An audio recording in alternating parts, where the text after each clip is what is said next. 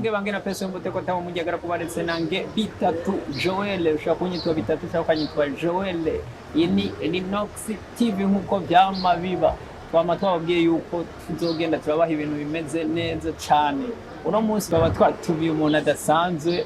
adasanzwe kazi ni kazi niko twese tuvuga ati kazi ni kazi ushaka gukora akazi kariko kose kagushikana ahandi hantu n'umuntu adasanzwe bagenzi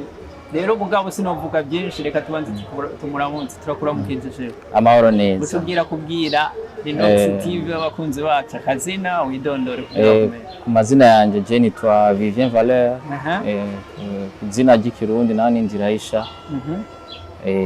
hama akazi nkora kama muza kukamenya nkuko ko muza kukambaza cyenda za kubibamenyesha kabisa nuko tubayeho mu buzima busanzwe ego okay tuko turabwira abakunzi bacu urabona ko wababwiye akazina eske wumvise izina bacamenye iryo zina mu bintu bisanzwe akora akazi bwita sanzwe akora nkuko tugusanze ukazi ni nkaka moi je suis artiste dessinateur plasticien sanzwe nkora akazi ko gucapa kukwandika nkagira n'ivya serigraphy guprintinga ku ma t-shirt ego muga ahanini cyane nkora akazi ko kugira decor no kwandika no kugira ama affiche publicitaire cyane ego akazi kenshi bamenyereye ko nako gucapa cyane gose ego okay uratubwiye ko akazi bakumenyereye ko ari ako gucapa cyane gose n'iryari wumvise ufise iyo mpano yo gucapa umunsi nabona yuko igihe nabona yuko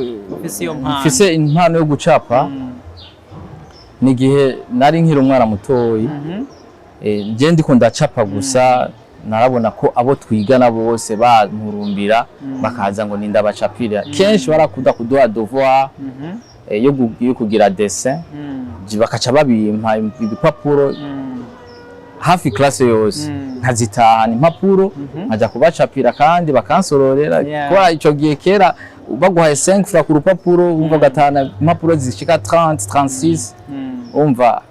onye vraiment nabandonsa amafaranga afungura yego namba tari banga wari ufise nk'imyaka ingahe kugira abakunzi bacu bamenya ati nari umwana mutoyi nari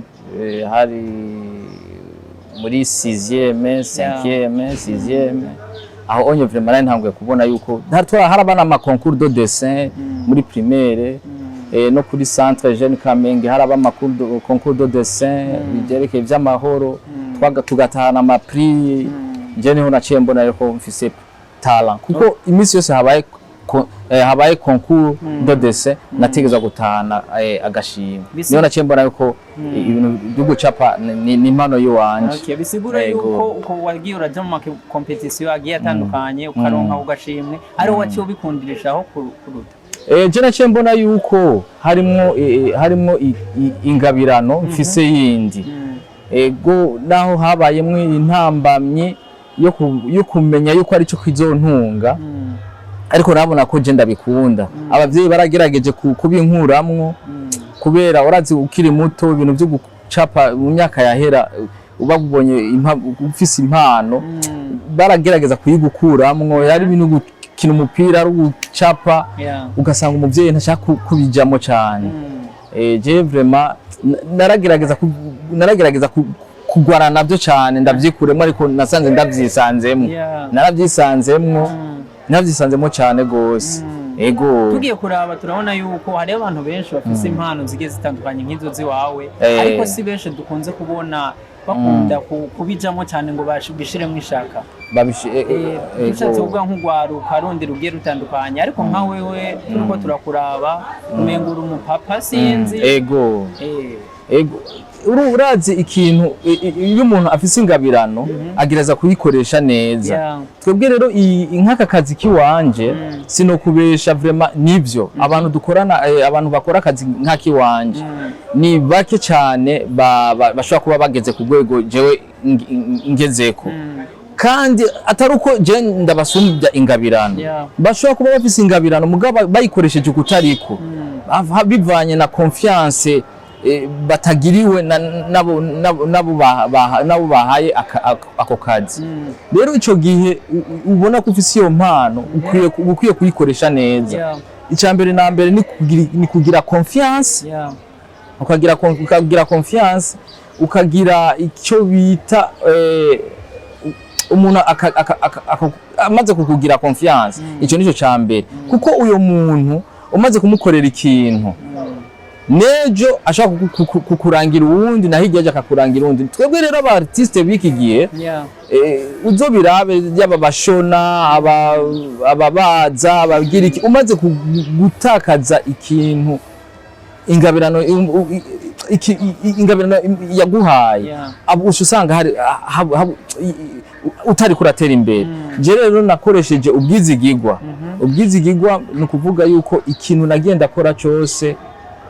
umuntu ampaye akazi yacavuga ati we vraiment wankoreye akazi neza, ikiringo wampaye ni neza kandi ntigeza kuzokuronderera n'abandi. Rero na jewe nuko onye kandi si kuvuga ngo nuko ngo bonye usigaye nkorera make cyangwa iki, ariko icambere na mbere no gukora ikintu umuntu mwumvikanye kandi umwanya wamuhaye ukawukurikiza, mutube abusimbira hamwe. Hari abantu dukora akazi kamwe, nk'ubunye je wampaye nk'akazi ko gucapa ahantu kanaka, ukama avance, umpaye avance, ubundi akaca mpamagara akambwira ati ngo ndaronse ikiraka, nkaca n'akakazi ngo ngiye mu kandi.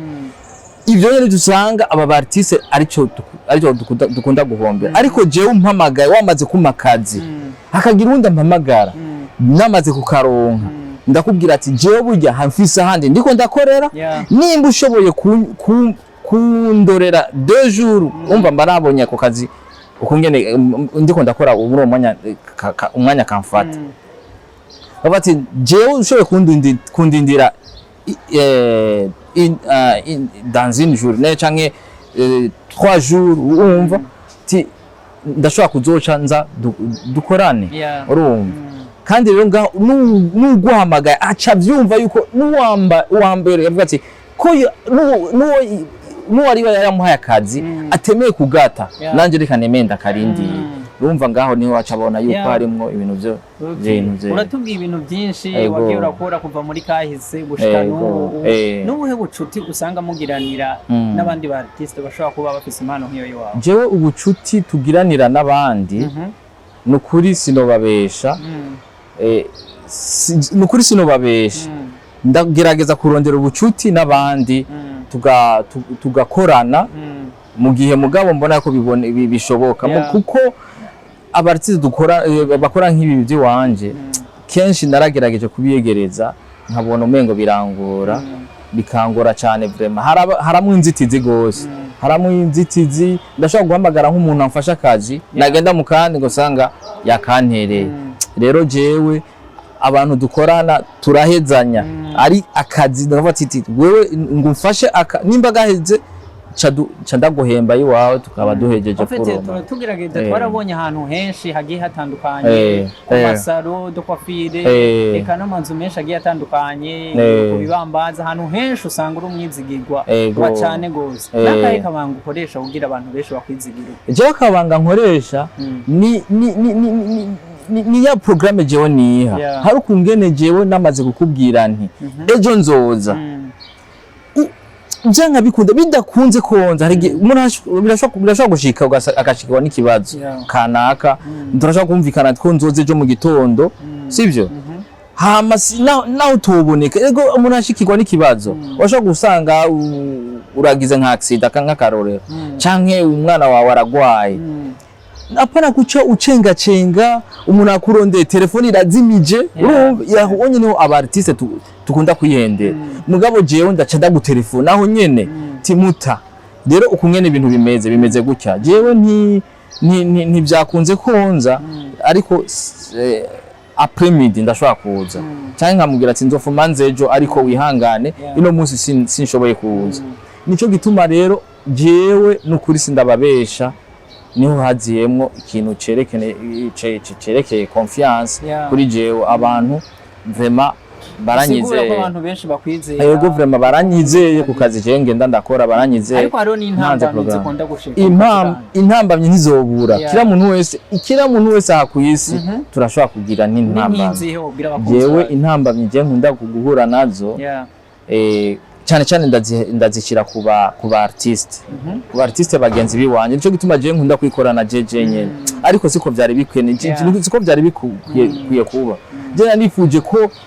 tuba groupe tugira nka groupe au nombre de 10 tugira nka association je naragerageje ko nshoboye kose byarangoye byarananiye iyo niyo ntambamye je narifuje gukorana n'abantu ego iyo ni kubera intambamye nkura nazo ndashobora kuronka ibiraka byinshi nkarondera abantu bamfasha babizigirwa ukasanga abo bizigirwa abo bantu bamfasha nibo baciye bantengura nibo baciye batuma wabampaye akazi niwe wampaye akazi aciye ata imwikomo kuri jewe kandi jewe nagatanze nkuko bikwiye. Ese bakunze bacu bari no TV murumva ko baratubwira ibintu byinshi bigiye bitandukanye amajabo menshi agiye atandukanye ashobora gufasha umuntu wari wese ashobora kuba afise impano yaba yo gucapa canke n'ikindi kintu murumva ko ari impanuro zigiye zikomeye cyane turamenyereye ko turiga ukiga ugaheza ukaronka na diplome ariko nkawe tugiye kuranka ibyo wigiye usanga ibi uri kurakora atabyo wigiye biratandukanye ibyo bintu bigenda gute ko usanga nk'akazi ibyo umuntu yigiye atari byo akora urumva ni bimwe nariko ndakubwira kandi kwa gukoresha kumenya impano yiwaho gatubwa ati reka aba ariyo nzobandanya nkoresha ego ni bimwe nariko ndakubwira nkaje nkiri muto umuvyeyi wa abavyeyi banje ko bari babiri jewe narifuje kwiga etesa washima no kuyimpa barayimpaye kandi narabiryoherewe etesa ni école d'art ni ishure bigisha gucapa kubumba no kubaza gucura ikintu wifuza bivuye ku giti rero iyo école d'art rero je narayisabye barayimpa ariko abavyeyi biwanje bo babona ati ibintu byo gucapa twarabonye kuzi gucapa none ibyo birakwiye mushobora kuja kukavyigira iki urumva je ivyo cogiye byarambabaje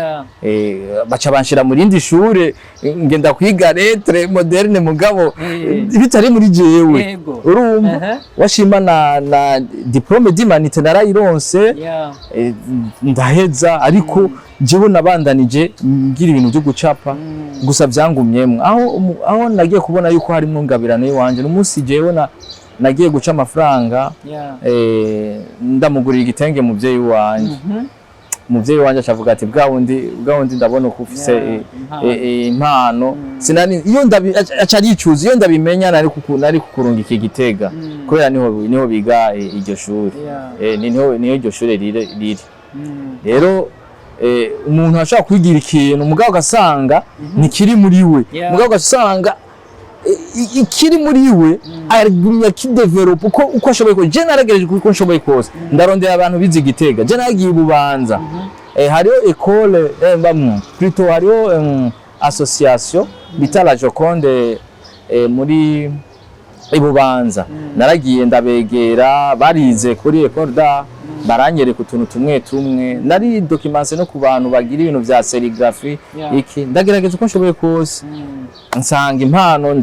ndayidevelopa jewe nyene uko nyene kandi navyigiye gusa imana iguha nuko nyene bigenda ego twumvise ko ufise n'inyota yo kuba ushobora gukoresha urundi rwaruka rufise impano nk'iyo mugabo ukabura uko bikora bivanye n'akazi usanzwe ukora ama sinzi ko wowe ufise umuryango eske namba ufise uwo muryango aka kazi karagufasha mu muryango usanzwe ufise karamfasha cyane gose none ko ariko kariho kandongoreye gashauka narubatse mfise umugore mfise abana nukuri tubayeho neza sinobesha nukuri ndabayeho neza kubera akazi kerekeye ibyo ndiko ndakora nk'ikintu coba cyarakubabaje muri aka kazi kiwawe nambukibuka coba ari nk'iki ikintu cyo bacarambabaje mu kazi kiwanje nabo bagenzi biwanje bantengushe nshobora gutuma bamfashe kugukora akazi hama nkasanga ntibagiye kugakora cyangwa ntibagiye kugakora nkaca njya kukikorera jewe nyene kandi bikaca bisaba ko nsaba ama excuse kubera umuntu yagusabye umukorero kamuha n'iminsi hama ntubikurikize wumva ko bibabaza bica bisaba ko usaba excuse kandi ivyo byarambabaje. Ama abantu bafise ingabirano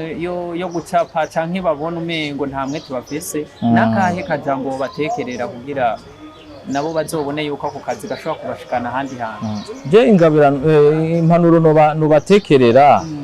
nukuri nuko umuntu wese ikintu yiyumvamwo yogerageza kugikoresha kandi akagikoresha akoresheje ubwizigirwa. Ni benshi je ndafite hari ibintu bimbabaza cyane ikintu kimbabaza gose hari abantu bandusha washima gucapa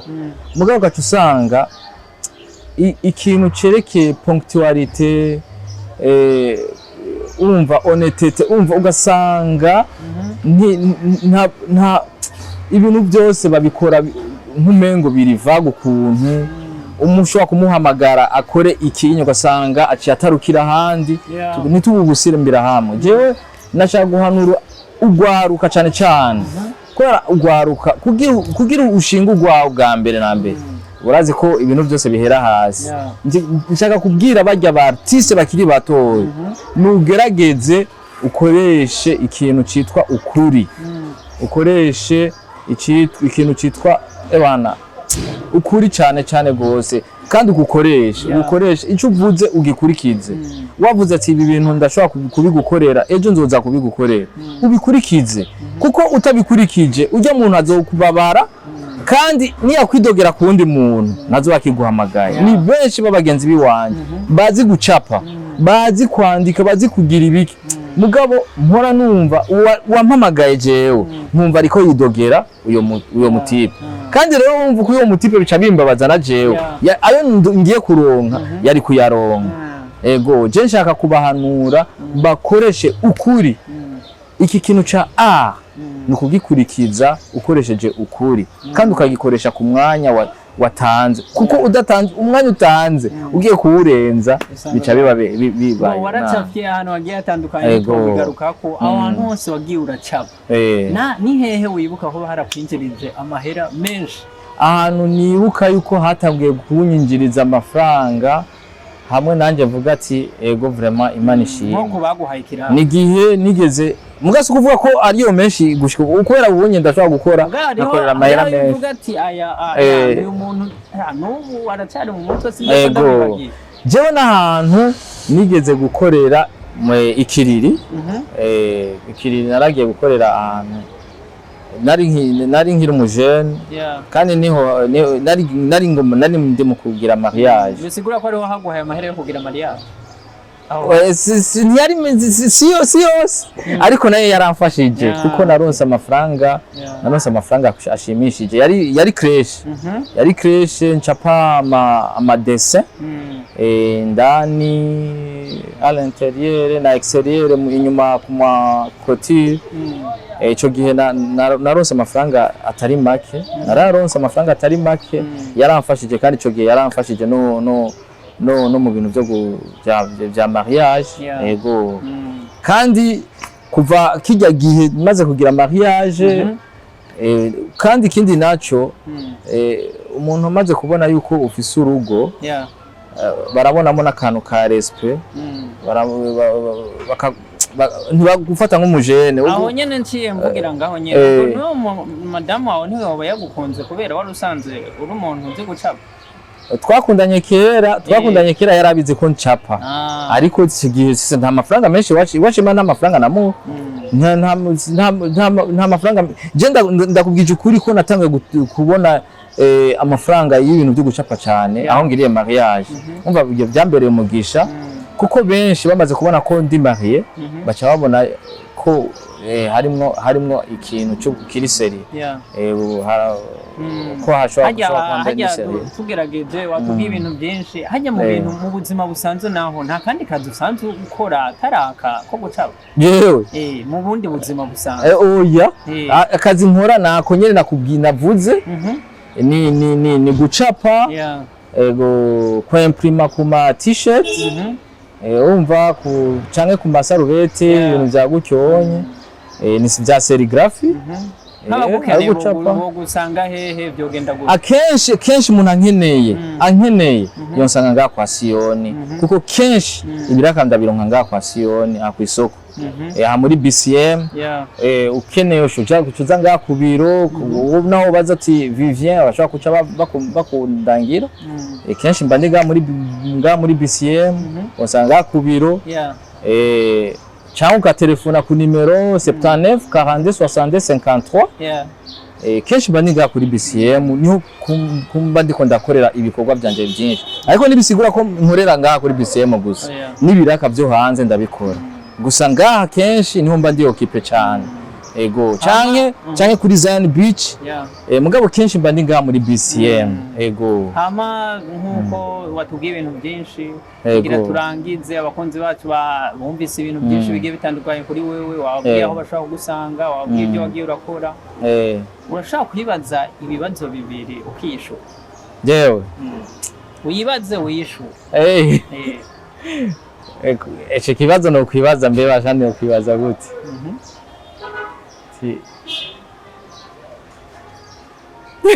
Wibaze wiyishure. Nibaze niyishure.